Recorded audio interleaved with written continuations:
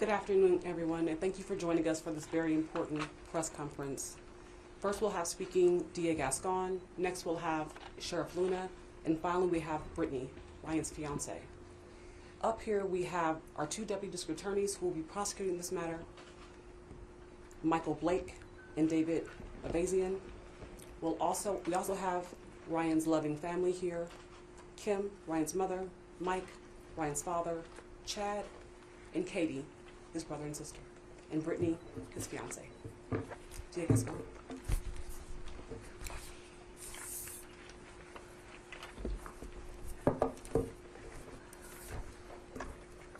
Good afternoon, everyone. For the men and women of the Sheriff Department, thank you for being here today. Appreciate you. The trial team, thank you. Thank you so much for being here. Sheriff Luna.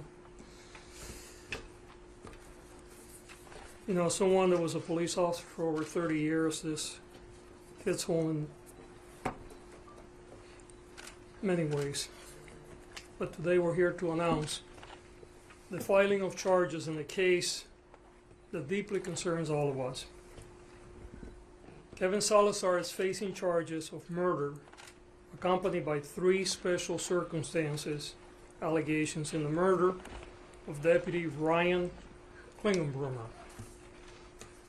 First special circumstance that we have alleged is that the killing was committed against a peace officer.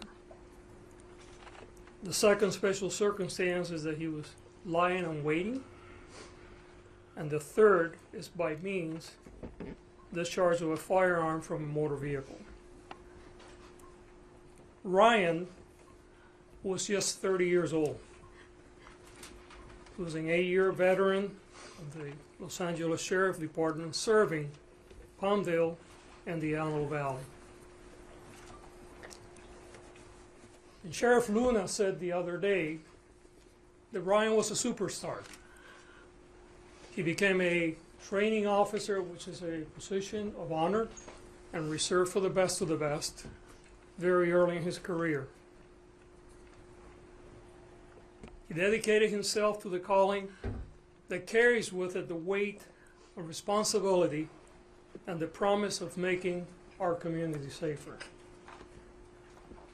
But his life wasn't only about the uniform he wore or the star that he proudly adorned on his chest.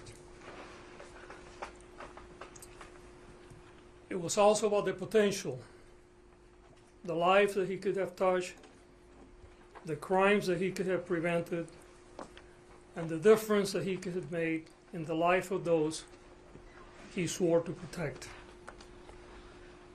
He was newly engaged to be married.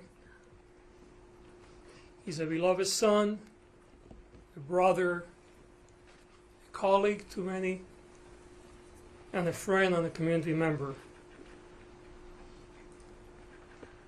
His sacrifice serves as a reminder of the courage and dedication that defines our law enforcement community. The loss of any life is a tragedy, but when it's a sworn officer, someone who has taken an oath to protect our communities and is taken from us, it cuts deeper. It's an assault on the very fiber of our community and civilization. It is a stark reminder of the dangers our law enforcement officers face every day while selfishly serving and protecting our neighborhoods. Having served as a police officer myself, I have personally experienced the bond that exists among law enforcement community. In light of the charges filed today, it is imperative that justice be served. If the defendant is found guilty, he will face severe consequences. If convicted, the defendant will face sentence of life and imprisonment without the possibility of parole. Let me emphasize that our pursuit of justice does not end with these charges. Our dedicated team of prosecutors, alongside the Sheriff Department and other agencies, will work tirelessly to ensure every aspect of this case is thoroughly examined and that all the evidence is meticulously presented and the truth is brought to light. We owe it to Ryan, his family, and every member of our community. The pursuit of justice is a solemn duty, and I want to assure you that we will leave no stone unturned in our efforts to bring closure and accountability. I want to thank the community for their help and the Los Angeles County Sheriff Department for their swift and unrelenting work apprehending the defendant in this cowardly and senseless murder of Ryan.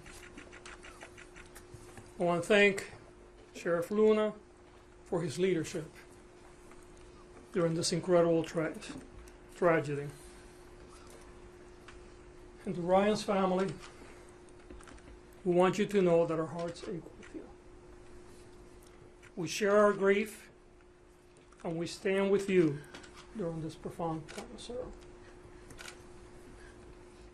Ryan's bravery and unwavering commitment will never be forgotten, and his legacy will live on the hearts of our community.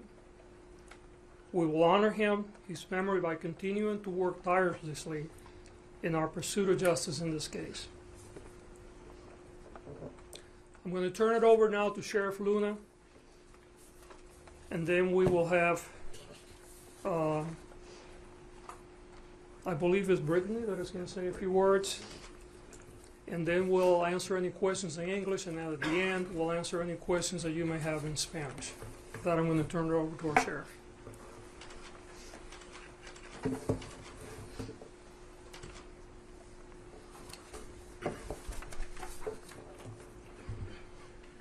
Again, thank you all for coming here. And a lot of what I'm going to say up here is really just a lot of thank yous. Most importantly, the biggest thank you goes to the family here to my right. Not only for having the courage to stand here today, which you can only imagine how difficult it is for them. They just delivered their son's body from the coroner's office to a mortuary. Think about that for a second. They are amazing. When you hear about all the stories about Ryan and the incredible human being he was, you spend 2 minutes with this family and you understand right away why he was the way he was. Grandfather, father, mother who served with the Los Angeles County Sheriff's Department, brother who serves with another law enforcement agency, a neighboring agency. Just incredible people, service running through their veins. And I want to personally, publicly thank you for sharing Ryan with us. We can't thank you enough. Over to my left, you have standing very proudly deputies from the Palmdale station who are his brothers, who work with him day in and day out. They put their life on the line every day, just like Ryan did. And to remind everybody, Ryan had just left the station in uniform in a black and white police car, sitting there just waiting for a red light to turn. And he's never coming home again. Thank you for what you do. And I know you did everything you could to take care of Ryan and to take care of each other. We're hurting right now. The family's hurting. This department's hurting. So I do appreciate all the work that all of you did because you helped us bring this case.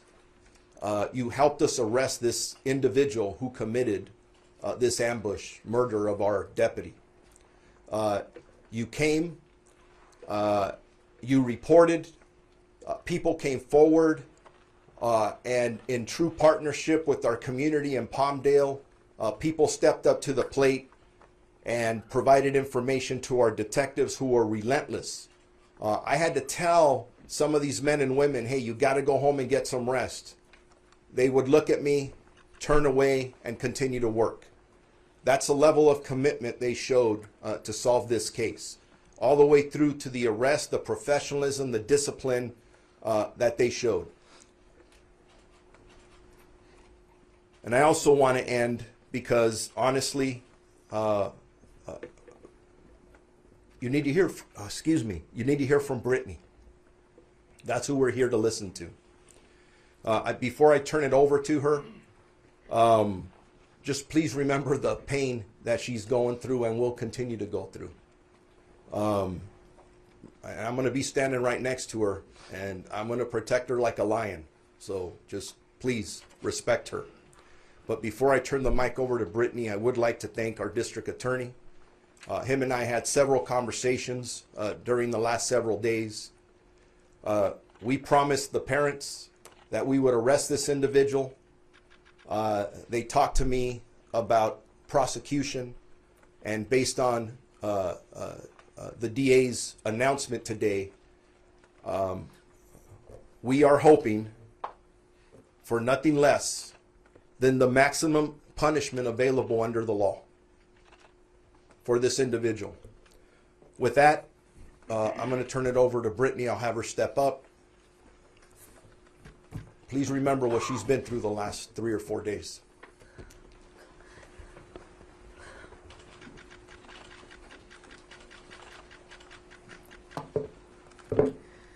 My name is Brittany Lindsay. I'm Ryan's fiance. Brittany Lindsey. First of all, I want to thank each and every officer from the bottom of my heart. Thank you for everything you've done for our family the last few days. I also want to say thank you to anyone that helped solve this case. Ryan was the best guy I've ever met. He was so thoughtful, caring, and everyone who met him or knew him loved him. I'm so happy I was able to love him. It was not long enough. I couldn't wait to start our lives together. We were just engaged, planning to get married and start a family. Ryan, I miss you and I love you so much. I don't know how to live without you, and I didn't ever want to imagine it. Now look down on all your brothers and sisters in blue. Keep them safe so this never happens to anyone else. Protect them and watch over them as they continue to serve their community. Until we meet again.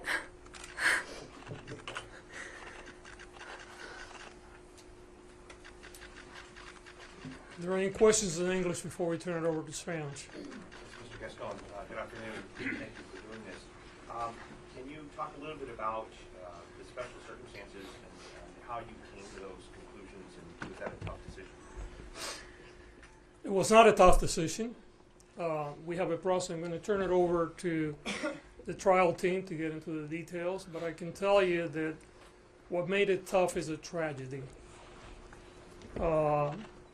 My family and I have been around policing since I left the Army many years ago. I have been to way too many funerals. I have talked to way too many families, both as a police officer, assistant chief, and chief of police. And I can tell you there's nothing more difficult for me than what I've gone through in the last few days. And I know that Sheriff Luna has had a lot of sleepless nights. Clearly, the family will be in trauma for the rest of their life. So the decision was not difficult. We follow a process, and I'd like to turn it over to our prosecutors that can give you more details. Did you have a further question? Yeah, I wanted to find out about the weapon. If it was purchased legally. Step to the microphone. Identify yourself, please. My name is Michael Blake, Yeah, there you go. B-L-A-K-E. And at this point, I think it's really important to recognize, the flags out here are still at half-mast. This is less than a week old. We just had our very first appearance in court. And this is the kind of case that will be investigated all the way until the end of the entire court process. All we can say at this point about any weapon is that we believe there was a purchase made in the weeks before this crime occurred. But beyond that, at this point, we can't offer any details about any weapons in the case. Can you at least tell us how many weapons were seized? No. Thank you. You mentioned a purchase, so Mr. Blake, question is, did this man purchase that weapon? Again, we believe the suspect in the case, who's now the defendant, Mr. Salazar, did purchase a firearm in the weeks before the crime occurred, but that's all we can say. Can you say whether the gun was legally purchased? I cannot. And can you just discuss what has come forth as a motive? Did the deputy and the defendant, had they ever interacted before? Did they know each other? Was he targeted specifically as this particular deputy, or is there a different reason he may have been targeted? Well, you've seen the footage. He was certainly targeted. We're learning more about the case as this unfolds. And again, we're at the very, very beginning. The Sheriff's Department has done a monumental thing to solve this and get to the point where we are today, where we actually have a prosecutable case. And now there's a long court process and a very intensive investigation that's going to continue. But I can't say any more than that. But targeted, when you say he's definitely targeted, was he targeted as Deputy Ryan Clinkunbroomer, or was he targeted just any deputy? We can't answer that. I cannot answer that. Mr. Gascón, it seems like it's a possible death penalty case. What is the status of your office's policy on pursuing the death penalty? Look, if I thought that seeking the death penalty was going to bring Ryan back to us, I will seek it without any reservation, but it won't. If I thought that the death penalty was going to stop people from committing brutal murders, I will seek it, but we know that it won't. The reality is that the death penalty doesn't serve as a deterrent, and the death penalty does not bring people back. So this would be Let me without- finish, please. What I can assure you is that we're going to do everything within our legal power to make sure that this defendant never gets out of prison.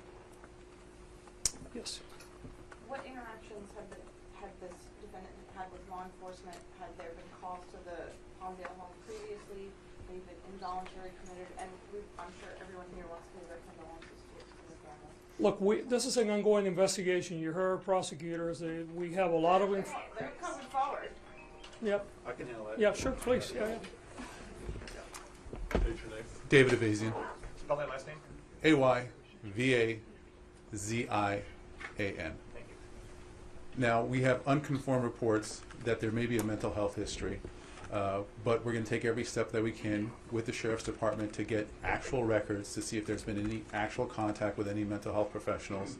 And so, at this point, I don't think we can speculate as to what his mental health history is or diagnose him, but it's an ongoing investigation. Obviously, as competent and ethical prosecutors, we're not going to close our eyes or ears to any evidence that we hear. We're going to do everything we can to build a full picture of who this person is, and in order to determine what the motive was and what role, if any, mental health played in this crime. And is he cooperating with the investigators? It's an ongoing investigation. I don't want to discuss that. Sheriff, if you don't mind, can you give us a sense of how many tips you got in? As you see from our partners at the District Attorney's Office, our job was to bring the community forward, get every fact, piece of evidence that we can provide so they can present the best case possible. There are a lot of factors involved here. There's a part of me that wants to stand up here and say, hey, this is this, and there's so much unconfirmed information. We're still in the process of putting it all together, which includes part of the question you're asking. But I got to be honest with you, we have a long, difficult journey ahead of us. And we have one goal collectively, and that's to make sure that this individual never is able to get out on the street again. Every question you guys are asking is solid, it's good. There is public interest in that, but right now our priority is to get this individual prosecuted to the full extent of the law. And for that reason, that's why neither we and I'm going to be bold and speak for the district attorney's office, the prosecutors, we don't want to put this out right now. And it's not because we have something to hide, it's because we need to get this individual prosecuted with the facts and evidence that we have. Thank you. Okay. Any other questions in English before we move to Spanish? One more? Can you discuss what led you to him, there's been reports about 2 road rage incidents, someone managed to, what brought you from that video to the Look, defendant? You heard the sheriff, you heard my team. This is an ongoing investigation. The last thing that we want to do here today is put out information that may compromise the prosecution or that might lead the public to a wrong conclusion. We're not being cagey. We're simply protecting the integrity of the investigation and the prosecution. Our number one concern right now is to make sure that this individual never, ever gets out of prison. And everyone is working really hard. Let me turn it over to Spanish One now. of your charges is lying in wait, or the special circumstances. What was he doing to lie in wait? You want to give a quick explanation? One thing I'd like to add, David Abazian, is that Mr. Blake and I reviewed the evidence in conjunction with our supervisors, in conjunction with the administration, and obviously with the assistance of the Sheriff's Homicide, which obviously did an amazing job. We would not file the case as we did today if we did not believe that the evidence as it stands today is proof beyond a reasonable doubt for 12 jurors to convict this person.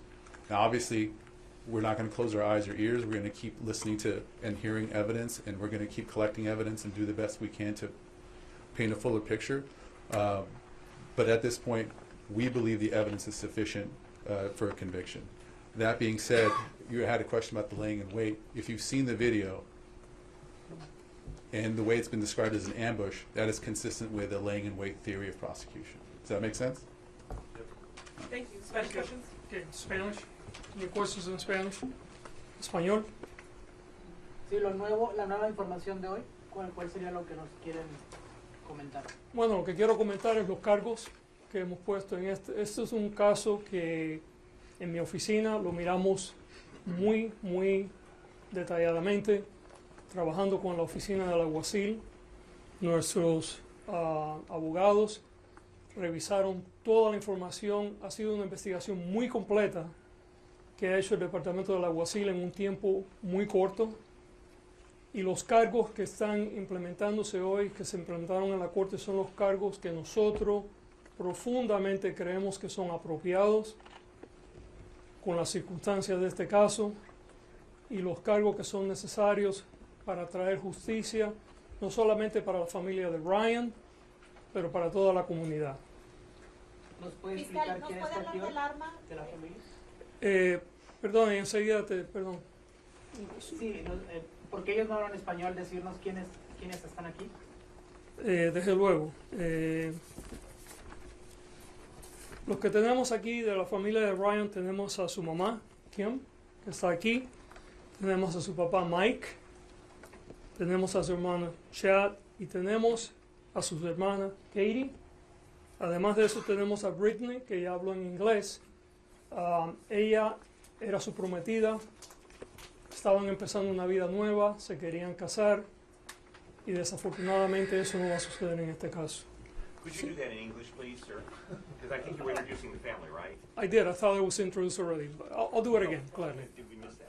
No problem. Yeah, so we have with us Kim, and she's Ryan's mom. We have Mike, his father. We have Chad, his brother. We also have Katie, sister. And you guys already heard from Brittany. Brittany is the fiance. Sí.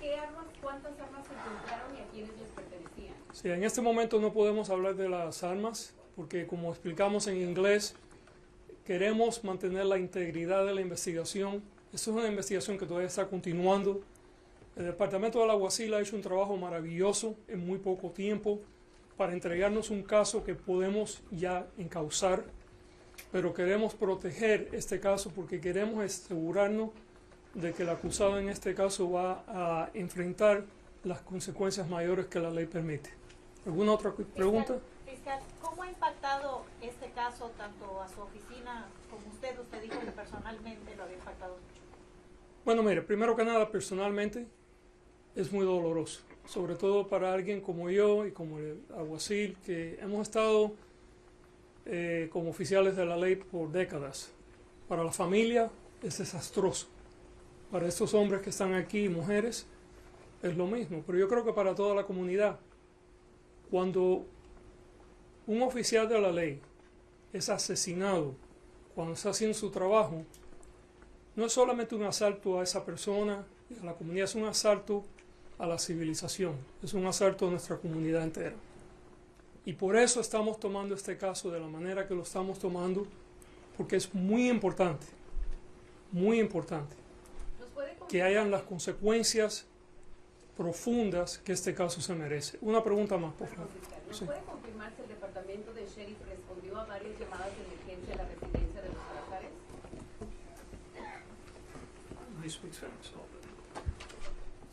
Sí tenemos información, pero como estamos diciendo ahorita, todavía estamos investigando a ver cuántas veces sí fuimos. So, no te quiero dar información que no es completa en este minuto. Gracias. I think that concludes our questions. Thank you. Fiscal, por último, ¿va a buscar la pena máxima para este individuo? Si es convicto, va a estar en la cárcel el resto de su vida. Thank you.